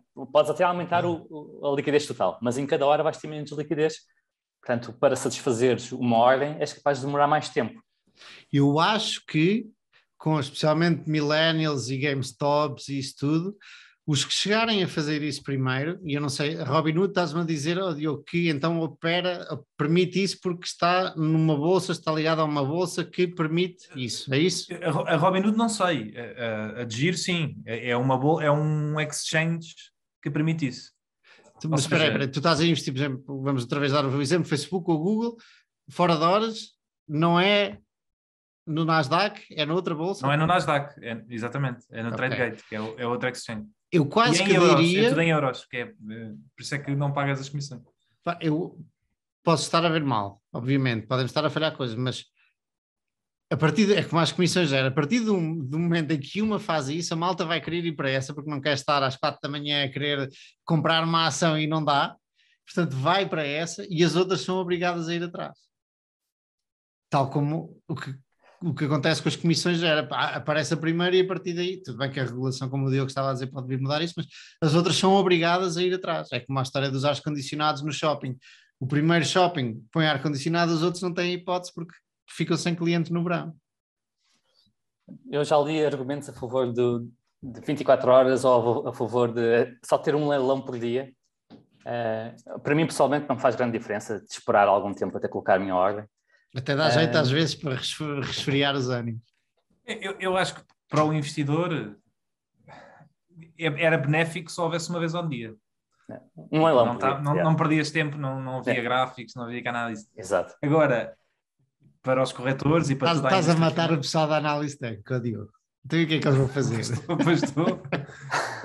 Eles vão trabalhar.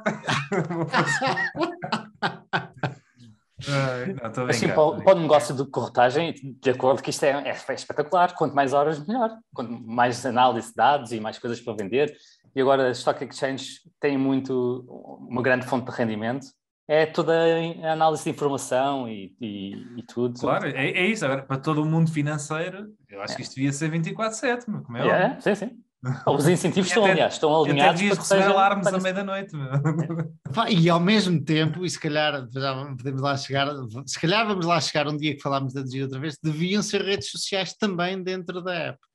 Para dizer, eu comprei isto e partilhas. Comprei a Apple e partilhas com a tua rede ou numa espécie de Twitter dentro da app e tornar ainda mais engagement, como é que se diz? Ainda mais envolvente esta coisa toda. Mas eu acho que imagina, tu também como corretor, e agora faltando um bocado também a Digir, tu queres que os teus clientes estejam satisfeitos e eventualmente que façam dinheiro, na verdade.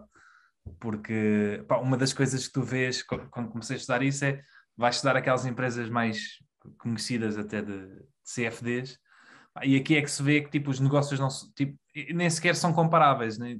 Uma delas não é competidora da outra, por exemplo, a XTB não está a competir com a Digir, porque tu vais a ver, por exemplo, a XTB tem um churn de rate dos seus clientes de tipo 40% ou 30% ao ano.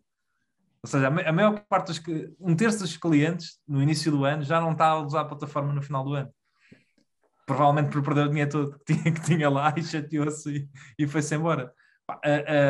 A Digir tem um churn rate de 2%, 2, qualquer coisa. Ou seja, a maior parte dos clientes mantém-se desde o início. Eles começaram a funcionar em 2014 e têm ainda 70% ou 80% dos clientes que entraram em 2014. São mercados, eles não competem um com o outro e são mercados completamente diferentes. E tu não te queres aqui explorar o teu cliente, não é? Porque os clientes a Digir somos nós. Se eles exploram os clientes, têm um churn de 30%. Eu não digo que não seja um modelo de negócio, porque a XTB todos os anos vai buscar outra vez os miúdos, 18 anos e 19, não é? Começam ali a perder o dinheiro deles, a entregar o dinheiro de todos que têm. Exatamente. Agora, não sei se viste o tipo que faz a newsletter Net Interest, fez exatamente essa análise na altura do IPO da Robinhood. Okay. Essa informação está espetacular e exatamente o que estás a dizer, ele vai comprar o Robinhood a todas e esse caso, a XTB, ainda é mais gritante, era mais gritante do que a própria Robinhood. Pronto, e a Interactive Brokers ou a Digir não tem nada a ver, não? Os clientes mantêm-se durante décadas lá. O património médio de um cliente da Interactive Brokers, ele também comentou, e lembro de memória por achar que era um valor já substancialmente. O património médio são 300 capas. Isto é um médio. Portanto, realmente é um segmento... Na Digir são 25 capas, mesmo assim é muito mais baixo. Mas há uma diferença também, que é a Interactive Brokers tem contas de fundos institucionais, sim, tem. E portanto isso sobe logo a média, dispara logo a média. Dá para excluir essa parte. Ok. E continuando, porque é que estás a gostar? Desculpa, Gonçalo. Eu ia exatamente perguntar pelas vantagens competitivas, que acho que não acabaste por não responder. É isso. Eu mais uma vez, era aquilo que eu estava a dizer, eu acho que não há nada que me diga que não surja outro concorrente no mercado e pode surgir, e não consigo ver como é que eles conseguem evitar isso. Provavelmente há switching costs, não é? Um cliente é como um banco em certo aspecto, que é um cliente que já lá está, não vai mudar só porque muda, não é? Dizes que o churn são 3%, realmente parece haver switching costs. Pois é isso, há capaz de haver um bocado ligado à mesma maneira que os bancos, que é dá trabalho mudar e tu não vais mudar só porque sim, né? A única coisa que vai fazer com que tu mudes é que estejas descontente. Mas tirando isso, ou seja, se eles conseguirem, todos os clientes que eles conseguem angariar, vai ser difícil perdê-los, né? Mas eu não vejo que seja impossível haver concorrentes novos a aparecer e que venham comer o mercado. Agora, com o que existe atualmente, a maior parte da concorrência que existe tem comissões muito mais altas. É absurdo, na minha opinião. Tu pagas 50 cêntimos a €1 e se fores para a caixa eu pago no mínimo tipo 8€ ou 9€. É 9 vezes superior. E nesse aspecto eu acho que eles estão muito mais bem posicionados. Aquilo que estavas a dizer de impedir uma Robinhood de chegar a Portugal ou à Europa é esta história de os pagamentos de order flows vão ser bloqueados. Já são no UK e provavelmente vai avançar para a frente na Europa toda. Portanto, não pode haver pagamentos de order flow. Ou seja, tu tens de conseguir... Preço zero é impossível. Tu tens de conseguir fazer preços baixos, o mais baixos possíveis, sem perder dinheiro, não é? Portanto, tem que haver aqui um low cost provider. E nesse aspecto eles têm uma vantagem, que é eles são verticalmente integrados, eles têm tudo, eles têm desde banco, são eles que fazem o clearing house, não é? do dinheiro, são eles que fazem do software, são eles que fazem todos os passos de uma ponta à outra, o departamento de risco também, todos os passos de uma ponta à outra é feito in-house. E isso permite com que eles consigam eliminar muitos custos, não é? E comissões a pagar a outros providers externos, e claramente são um low cost provider. Agora, não quer dizer que não haja outros que consigam fazer tão competitivos, mas não vai ser com pagamentos de order flow. E neste momento eu não estou a ver ninguém que tenha tão custos, os custos tão baixos e a ser competitivo, sem ser através disso. Para além da Interactive Brokers. Para além da Interactive Brokers. Eu Revolut? diria que... Não tens a mesma oferta. Sim. Por enquanto. Pois a história é, as barreiras são tão baixas que, e já falámos sobre isto, muitas destas empresas, falámos das empresas de tecnologia, mas estas são fintech, é a mesma coisa, muitas dessas empresas vão estar a oferecer e a expandir para o negócio do lado, e a Revolut já oferece e ações fracionadas e isso tudo. Eu tenho um amigo que nos ouve e que está sempre a dizer-me, pá, tu tens mesmo que olhar para a Revolut, tens que analisar isto, porque é espetacular. Eu gosto muito dele. Começou com o cartão, como toda a gente. O cartão tinha muito mais facilidades do que um cartão de um banco. Dá para cancelar, dá para fazer uma quantidade de coisas. E ele estava a dizer, estes tipos estão sempre a inovar e a apresentar coisas novas. Eu nunca olhei para a Revolut porque acho que não entendo muito bem o mercado, o mundo, a indústria dos pagamentos. Mas pelos vistos a Revolut, o outro não está. Não. Pronto, se calhar não. Pronto. Houve alturas em que podias investir. Houve uma ronda de financiamento que foi aberta a toda a gente. Ok. Mas foi muito rapidamente executada, mas não está num cote em bolsa, portanto agora não vale muito a pena. Só por alto conhecimento. Ou por comparar com uma de giro ou com outra qualquer. Sim, Diogo. Era isso que eu estava a dizer. Eu não acho que haja barreiras à entrada. Esse é um problema, claro. Mas há barreiras ao switching cost. Porque não me apetece trocar de giro. Enquanto estiver contente, exatamente. Não me apetece trocar. Sim. Exatamente.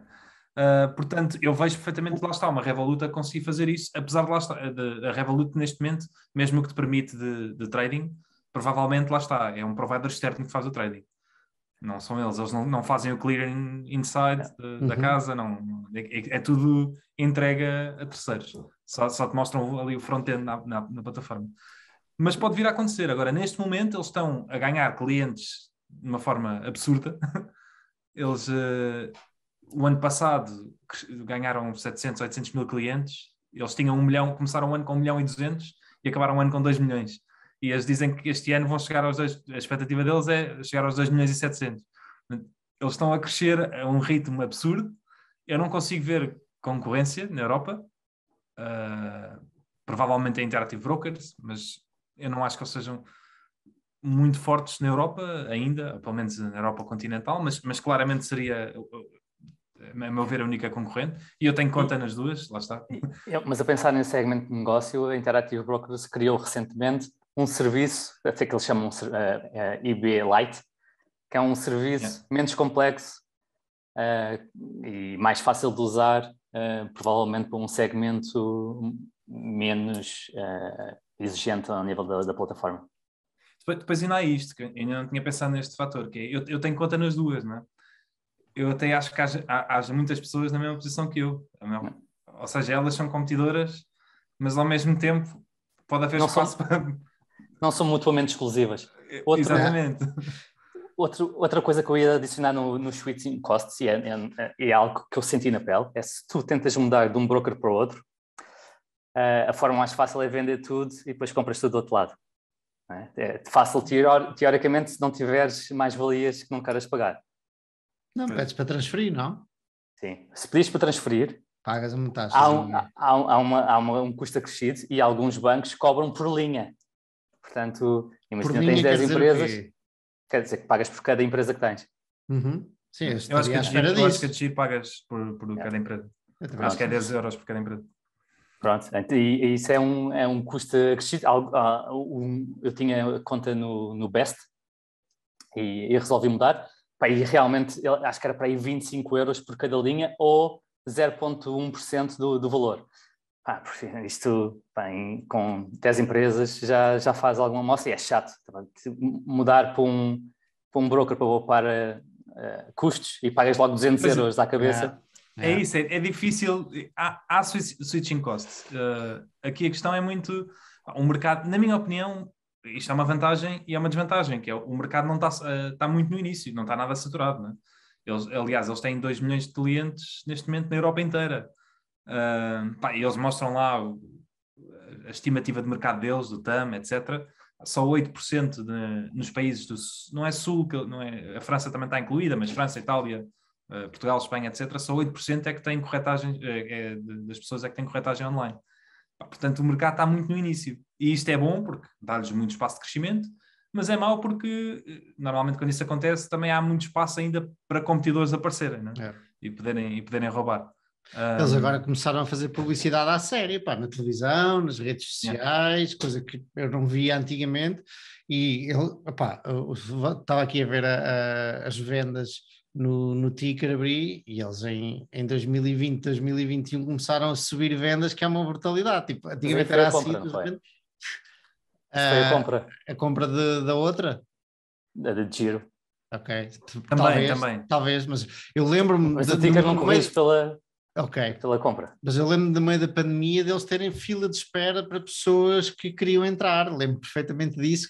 Havia malta nas redes sociais a dizer: eu sou o número 400 na Giro para conseguir registar na Giro. É espetacular, tipo, mostra mesmo que as pessoas queriam mesmo ir para a Giro. E ninguém falava de outras, falavam da Giro, curiosamente.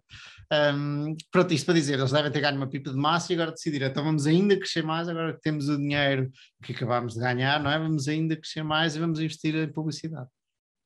E acho que eles não têm muito custo de marketing. Imagina, eu habituado a olhar para empresas, lá está, como o Wix e outras que tais, os gajos gastam muito pouco em marketing, na verdade. Eles, o ano passado, gastaram 40 e poucos milhões. O que é à escala, isto é uma empresa que já vale 2 bis, não é? Portanto, eles não têm assim um custo muito gigante com marketing. Aquilo, basicamente, a conta que eles tentam fazer é de 50 a 60 euros por cada user que atraem. E, portanto, é fazer as contas, isto pode-se fazer as contas como uma SaaS, não é?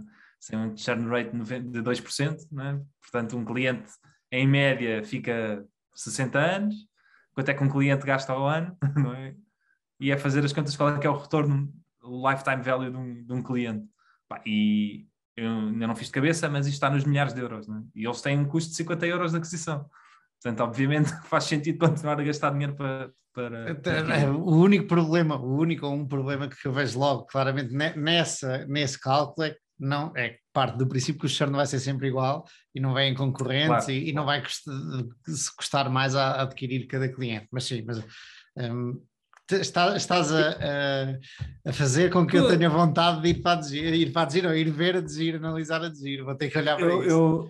Eu nem... Ainda estou muito longe sequer de pensar em fazer alguma coisa, até porque eu não conheço muito bem de indústria, de negócio, estou a olhar para todas, estou a tentar perceber, mas estou realmente interessado porque, claramente não me faz sentido porque é que está um múltiplo abaixo de metade do resto da concorrência. Uma Interactive Brokers, uma Charles Schwab, eu sei que estas são gigantes, mas mesmo as europeias, a Fineco e a Swiss Pode haver alguma mudança, alguma diferença de modelo de negócio, de alguma coisa, digo eu. Eu acho que há aqui 2 fatores. Há claramente um fator isto foi uma aquisição, isto é tudo muito recente, ainda podem não estar a olhar muito, não é muito conhecida. Bem, a Giro é conhecida, mas o ticker é o Flatec, não é? Flatec de Giro. Portanto, não haver muita associação, etc. E depois lá está, as contas do ano passado são um bocado mais sujas por causa disto tudo. Mais sujas, e nós não temos a certeza se as pessoas vão continuar a tradear como têm tradeado até aqui, não é? Recentemente. Portanto, podemos estar a extrapolar para o futuro uma coisa que foi um cisne negro, neste caso para eles um cisne dourado, que foi a pandemia. Até nisso eles fizeram agora um plano a longo prazo e fazem um plano a longo prazo muito abaixo do que aquilo que eles estão a fazer. a ter agora. Portanto, a perspectiva deles é de transação por cliente a longo prazo é de 40 a 45 transações por ano. E em 2020 as transações foram aos 70. Porque é normal, que também foi o que foi, não é? Mas eles, efetivamente, nos últimos anos têm tido muita sorte, infelizmente, para o resto do mundo, não é? Ainda agora, este ano começou, não é? Com o conflito, com a operação especial na Ucrânia, não é? E também começou bem para eles em termos de volatilidade. Mas eles ganham, obviamente, com volatilidade. Esta foi uma das coisas que eu também fui ver e achei interessante nos corretores, que é, apesar da Interactive Brokers e a Charles Schwab terem caído bastante em 2008, foi o melhor ano, se olhares ali para o ano anterior e o ano depois, 2008 foi o melhor ano deles, né? Porque efetivamente havia mais volatilidade, mais comissões, eles lucraram muito mais, apesar da ação também ter caído 50%.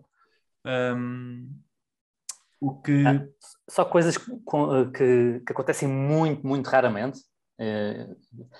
Por exemplo, quando inesperadamente o Banco Central Suíço tirou o PEG ao euro e fez com que o franco suíço valorizasse 25% de um dia para a noite, houve alguns brokers, incluindo a Interactive Brokers, ficaram completamente descobertos, que os clientes tinham alguns produtos financeiros que estavam indexados ou estavam alavancados em francos para comprar outras coisas.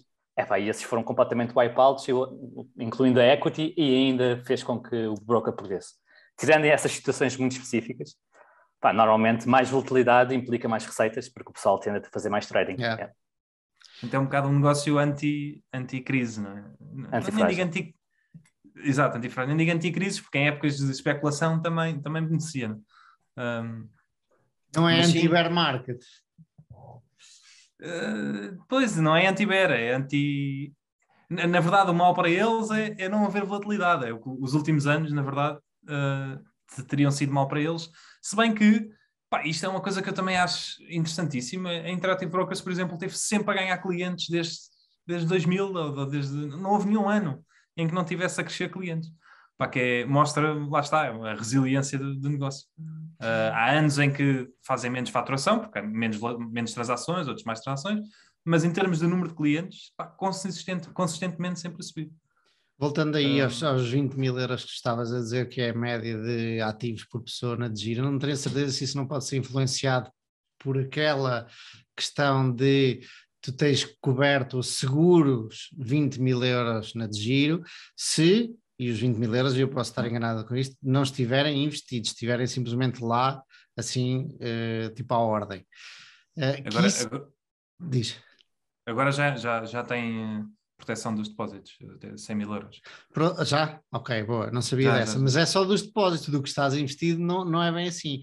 E isso é algo que eu já estive a tentar entender, a tua proteção como investidor, se acontecer alguma coisa à corretora, e que já muita gente escreveu muita coisa sobre isso, e ainda para mim não me está claro, e eu acredito que esses 20 mil euros sejam influenciados por isso, porque vejo muita gente nas redes sociais também a não ter isso perfeitamente claro, a proteção que tu tens por corretora ou por banco em relação aos teus investimentos, ou se depois podes mudar porque os teus investimentos não estão em teu nome, estão numa conta Jumbo e não sei o que, isto e aquilo, e curiosamente no outro dia estive a falar com a relação com clientes da Degiro e disse-lhes, uma das coisas que vocês deviam, porque eles estavam a perguntar, e até publiquei isso no Facebook, estavam a pedir...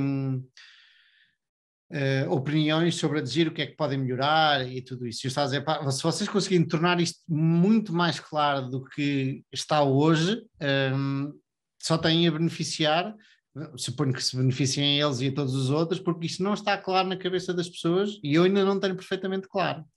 Mas isso acho que é igual para a Interactive Brokers. Pois, eu suponho que sim, mas a Interactive Brokers tens um seguro e tudo de não sei bem de quê, não sei se é para o dinheiro, mas te pagas um seguro. Podes pagar, não é? Eu acho que nunca paguei, tens descansado. limites, eu acho que só não pagas se tiveres lá mais de 100 mil euros dentro, porque eu acho que tu pagas, mas nem topas. Acho eu não tenho a certeza disto. Quem me alertou até foi o Luís Jordão, que me disse exatamente o que eu te estou a dizer a ti. Portanto, depois eu acabei por não ir ver. Portanto, há aqui várias coisas que não são bem claras. E eu estava a dizer à Degiro, se vocês conseguirem tornar isto claro, façam um vídeo, façam um flyer, façam um e-book, uma coisa qualquer, para explicar muito bem isto. Porque não me está claro nada disto. Mas repara, a história do seguro também é só mais uma camada, não é? Sim.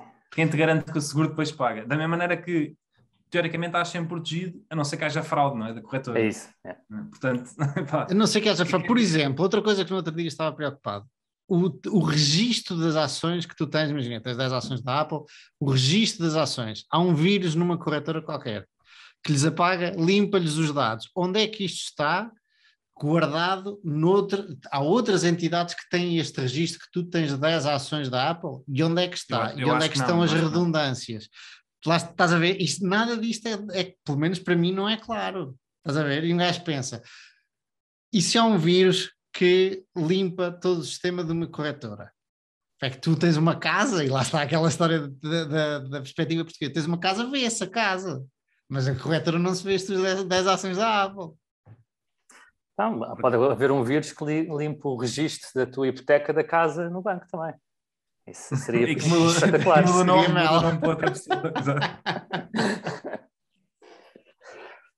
Não, mas esse tipo de riscos também nada de grande que o banco mantenha os registros de todas as tuas contas à ordem que lá estão. É isso, eu não sei isto. É uma coisa, eu suponho que hajam redundâncias por aí fora, mas eu não sei. E por não saber, às vezes, quando penso nisto, preocupa-me. Se tem que estar preocupado ou não, não sei. Mas lá está, a informação não está perfeitamente clara e claramente difundida por estas entidades, pelos bancos e pelas seguradoras e pelas corretoras. Mas pronto, olha, isto acho que vale a pena estudar. Eu vou continuar a olhar para ela.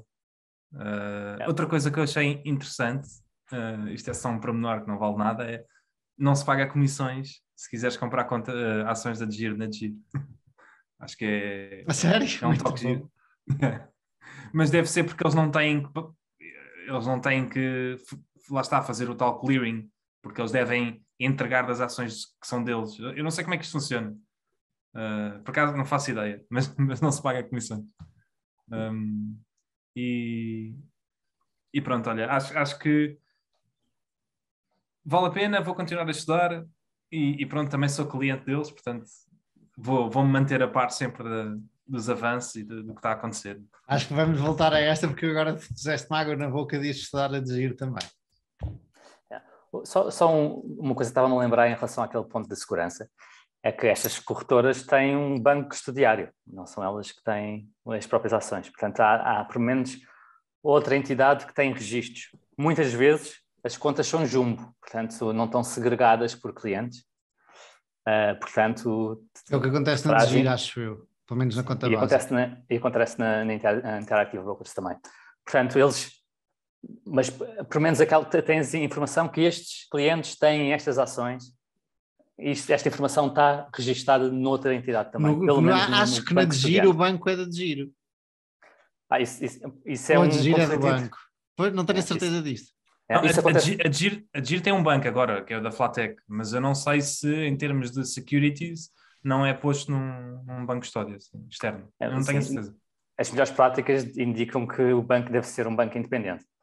E há uma corretora em Portugal muito conhecida, a GoBulling, do Banco Carregosa, e o banco custodiante é o Banco Carregosa. Isso foi logo uma coisa que me deixou logo pé atrás. E não, porque lá está, não há aquela duplicação de pessoas a ver realmente, ou de entidades a controlar se aquelas ações estão mesmo registadas e estão bem depositadas e se as contas estão bem segregadas. Porque aqui o ponto fundamental é segregar as contas, é garantir que o risco que tu investires numa ação não é acrescido pelo risco da própria empresa. Portanto, se a empresa for à falência, não perdes a ação. Isto é mais importante para ti como investidor noutra empresa. Uhum. Para isso é fundamental que as contas estejam segregadas, não é? Que aquele dinheiro e aqueles títulos sejam teus, não sejam do corretor ou do banco, ou o que seja.